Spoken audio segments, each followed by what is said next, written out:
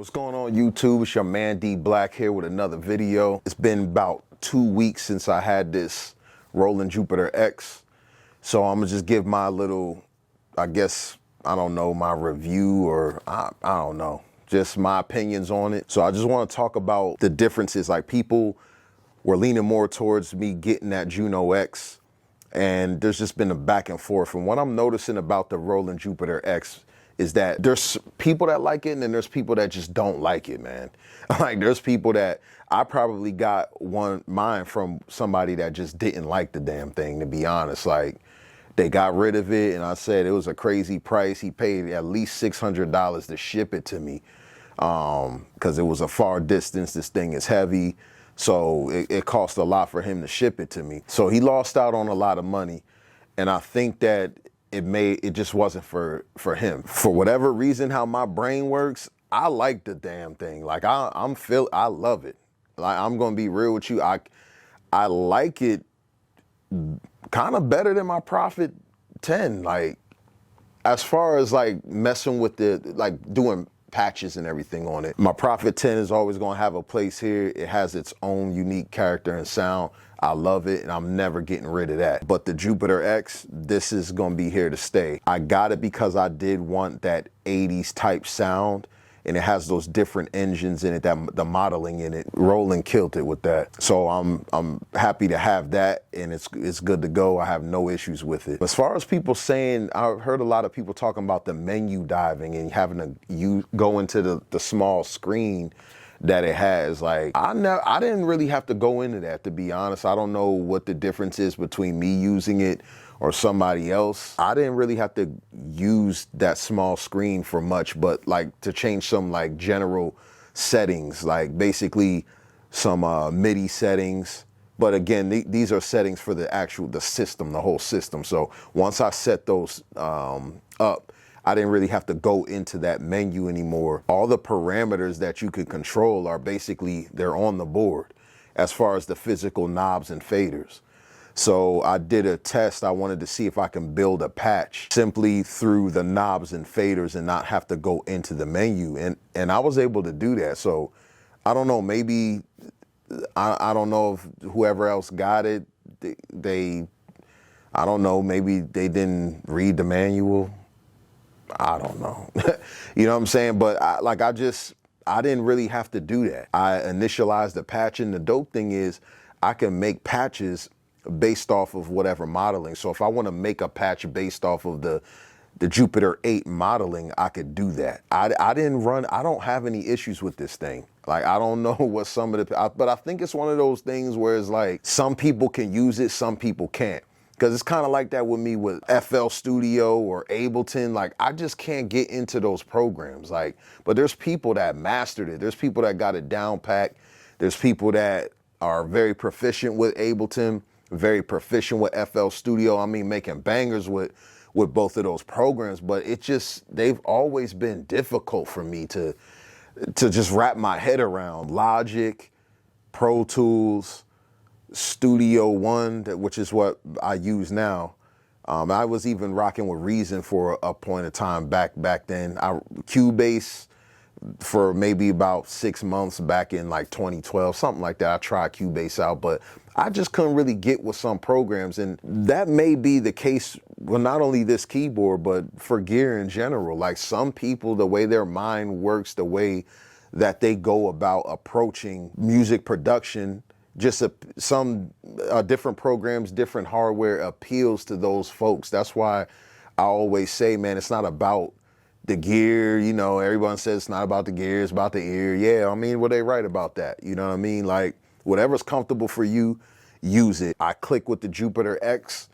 I'm not having any issues. I have no reservations about purchasing it, and I'm keeping it, man. Like, it's very simple for me to use. Again, that's for me.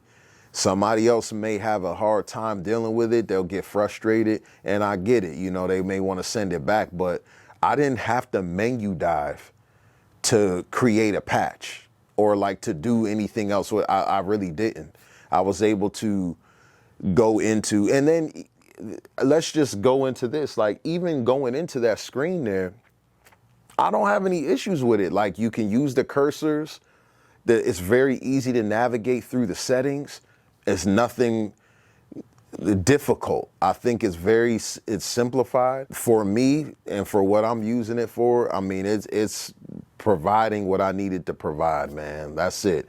I jumped into the Roland Cloud. If you buy that WC1 Roland USB Connect for the Wi-Fi, you can get a year's subscription to the Roland Cloud. So I'm still rocking out on that year subscription. I'm just testing stuff out, but ultimately, man, I think I'm just going to stick with trying to make my own patches on it. Not that the stuff on the Roland Cloud isn't good things to just download real quick, but I don't want to feel like I'm confined to a subscription. Yes, you can buy lifetime passes to those sounds or whatever it is you do. You can purchase a one-time purchase and you don't have to do the subscription thing. But I don't know, man. Like, I want to challenge myself. That's why I bought this synth. I bought it so I can make my own patches. I didn't really necessarily buy it to just download a bunch of patches. Now, again, I got the Roland Cloud. It was $100. I got a sweet deal on the keyboard itself, so I figured another $100 wouldn't be too bad, because I got over $1,000 off on the keyboard, and it was basically new when I got it. So I was like, you know what? I'll get that WC Roland Cloud thing. Check it out. Like I said, you get a free year subscription, so that was worth it for me to pay the $99 just to see what it has. And again, if I'm not really feeling it, I'm not going to subscribe.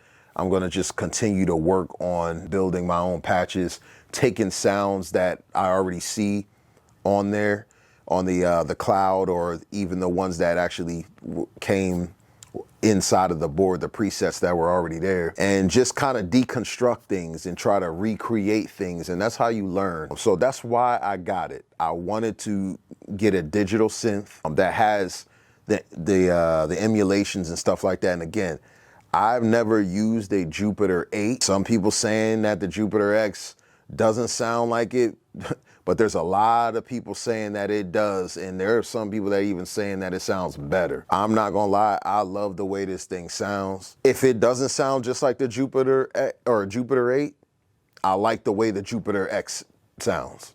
Like, so, you know, you take that how you want to take it. Again, even if it's not identical, it still sounds good. You can still make your own stuff on there. So after 2 weeks of rolling with it, it's a keeper. I'm not getting rid of it. And yeah, I'm gonna work with what I got for the next couple years until I can get something else that I may want, but I want to master my standalone production setup that I currently have now, which consists of the MPC-X, which is upstairs, MPC Live on the road, and then I have the MPC Key 61 in my main studio.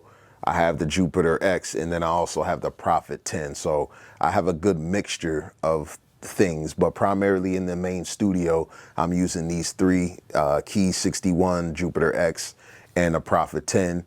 And as of right now, I'm loving the combination.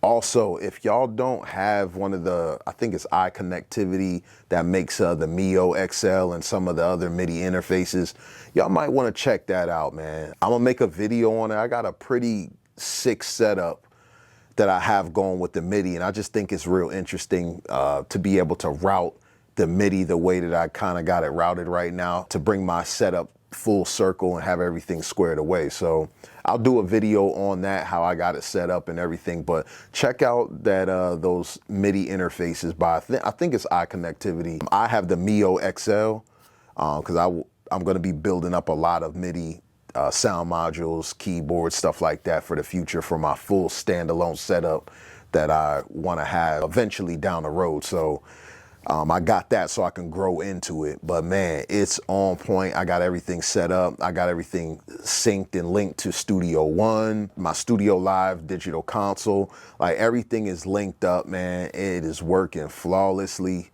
So I'm really digging the setup and the options that I have now. Stay tuned, like, subscribe, because I will be putting out some more videos, and I definitely want to get into how I have my stuff set up, how I have things routed, and all that stuff, man. So I kind of bring y'all into my world and see what it is that I do. So yeah, appreciate y'all watching. Appreciate all y'all that are already subscribed. Like I said, man, just look out for more content. I'll be putting some more stuff out. I've been MIA for about 2 weeks, but no worries, man. We back at it, man. So I'll holla at y'all.